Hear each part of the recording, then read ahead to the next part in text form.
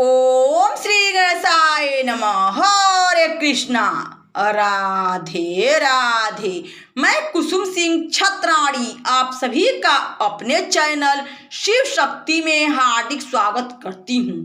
आज मैं आप लोगों को शिव महापुराण के पंचम उमा संहिता के 46वां अध्याय की कथा सुनाने जा रही हूँ। महालक्ष्मी के अवतार की कथा। ऋषि बोले, जब दैत्य वंश में रंभासुर नामक दैत्य हुआ तब उससे महातेजस्वी महिषासुर नामक दैत्य उत्पन्न हुआ, जिसने सब देवताओं को जीतकर इंद्र का राज्य छीन लिया और उनके आसन पर जा बैठा। जब हारे हुए देवता ब्रह्मा जी की शरण में गए, ब्रह्मा जी उन्हें साथ लेकर विष्णु और शिव जी के स्थान को गए। वहां जाकर सबने शिव और केशव को प्रणाम कर महिषासुर से उत्पन्न सब दुख कहा। महिषासुर की सारी बर्बरता सुनाई। सूर्य, चंद्रमा, वरुण, कुबेर, यम, इंद्र, अग्नि, पवन, गंधर्व, विद्याधर और चारण सहित देवताओं की व्यवस्था व्यक्त की और कहा, इस प्रकार वह पापात्मा महिषासुर देवताओं को भय और दैत्य पक्ष को अभय देने वाला है। आप हमारी रक्षा कीजिए और जैसे भी वह मारा जावे इसका विचार कीजिए। देवताओं से ऐसा सुन श्री विष्णु जी और शिव जी अत्यंत क्रुद्ध हो अपने नेत्रों को घुमाने लगे। फिर तो शिव जी और देवताओं के मुख से जो तेज निकला तो वे श्री दुर्गा जी के ध्यान में लीन हो गए और फिर देखा कि वह प्रज्वलित तेज चारों ओर व्याप्त हो रहा है तथा फिर एकत्र होकर महिषासुर को मारने के लिए साक्षात स्त्री का रूप धारण हो गया।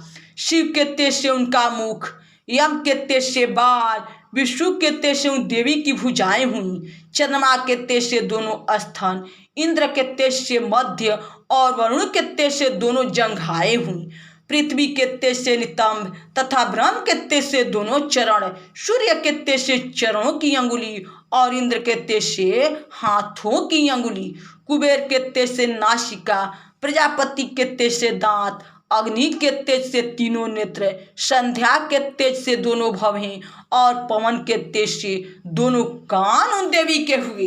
तब इस प्रकार देवताओं के तेज से उन पदालया परमेश्वरी का आविर्भाव हुआ, जिन्हें देखकर सब देवताओं को बड़ा हर्ष हुआ और उन सब ने उन्हें शास्त्रुक्त करने के विचार से अपने भिन्न भिन्न आयुध और वस्त्राभूषण प्रदान किए। शिव जी ने त्रिशूल, भगवान विष्णु ने शंख, सुदर्शन चक्र और वरुण ने पास दिया। इसी प्रकार अग्नि ने शक्ति, पवन ने धनुष, इंद्र ने बाणों से भरा तरकश और वज्रघंट, यम ने कालदंड, ब्रह्म ने अक्षमाल और कमंडलू, सूर्य ने रोम रश्मि, काल ने खड्ग तथा उज्ज्वल फलक, क्षीर सागर ने सुंदर हार और अजर अंबर, चूड़ामणि तथा कुंडल, कटक और चक्र, केयूर, मनोहर नुपुर, ग्रीवा के आभूषण और सब अंगुलियों के आभूषण दिए तथा विश्वकर्मा ने एक सुंदर परशु प्रदान किया। इसी प्रकार सभी देवताओं से वह देवी समक्लिंत्रित हुई। फिर तो उन्होंने उस स्वर से बारंबार अट्टहास किया, जिससे आकाश और पृथ्वी पूरित हो गई और बड़ी प्रतिध्वनि हुई। त्रिलोकी विचलित हो गई, समुद्र चलायमान हो गया, पृथ्वी कांपने लगी, देवता जय जयकार करने लगे। फिर तो महालक्ष्मी जान सब देवताओं ने बड़ी स्तुति कर उन्हें प्रसन्न किया। तब लोगों को व्याकुल देख और उन शब्दों को सुन महिषासुर क्रुद्ध हो उठा और दौड़ पड़ा और देव विरोधनी अपनी सेना को तैयार होने की आज्ञा दी। उसने देखा कि देवी तो तीनों लोकों को व्याप्त कर रही हैं। फिर तो महिषासुर के पालित करोड़ों योद्धाओं ने एक स्वर से उन महादेवी महालक्ष्मी पर अनेक अस्त्र शस्त्रों की बौछार कर दी और कुछ चुने हुए वीर देवी के सम्मुखा उन पर प्रहार करने लगे। कुछ समय तक उन सब ने देवी के साथ युद्ध किया, परंतु क्षण मात्र में ही देवी ने उनके सब अस्त्र शस्त्रों का नाश कर दिया और उन बिच्छुर आदि शत्रुओं को उनके अनेक गणों सहित अपने त्रिशूल, शक्ति तथा पशुओं से मारकर यमलोक भेज दिया। उधर महिषासुर देवी के श्वास से उत्पन्न उनके गणों को ताड़ित कर रहा था, जिसमें किसी को वह अपनी खुरों से, किसी को पूंछ से और किसी को अपनी नासिका से मार रहा था। उसकी इस मार से देवी के कितने ही गण मारे गए। पश्चात वह देवी के शिव को भी मारने दौड़ा, जिसे देख देवी बड़ी कुपित हुई। महिषासुर द्वारा देवी पर बड़े बड़े पहाड़ आकाश से गिरने लगे। उसने अपने सिंहों से पर्वतों को तोड़ डाला, समुद्र खंड खंड कर दिया, जो चारों ओर के किनारों से टूट फूट कर बह चले। तब महिषासुर को इस प्रकार युद्ध करते देख देवताओं को अभयदात्री का अंबिका ने उसे मारने का यत्न किया, और उनीश्वरी ने पास उठाकर जो ही उसके ऊपर फेंक कर बांध लेना चाहा, त्यों ही उसने अपना महिषासुर का वह रूप त्याग छत से सिंह का रूप धर लिया। अब जब देवी ने उसका सिर काटना चाहा, तो वह हाथ में खड्ग ले खड़ा हो गया तथा पुनः हाथी का रूप धारण कर सूंड से अनेक सिंह को उनके सिंह को ताड़न करने लगा। उस पर देवी ने महाखड्ग से उसकी सूंड काट ली, जिस पर उस राक्षस ने फिर अपना रूप बदल दिया और बलवीर तथा मत्स्य गर्जन करने लगा। उसने देवी पर फिर पर्वतों को उखाड़ कर फेंकना आरंभ किया, जिससे मान विक्रमा महामाया चंडिका मधुपान करती हुई हास्य करने लगी और बलवीर के मत्स्य व दैत्य भी गर्जन करने लगा।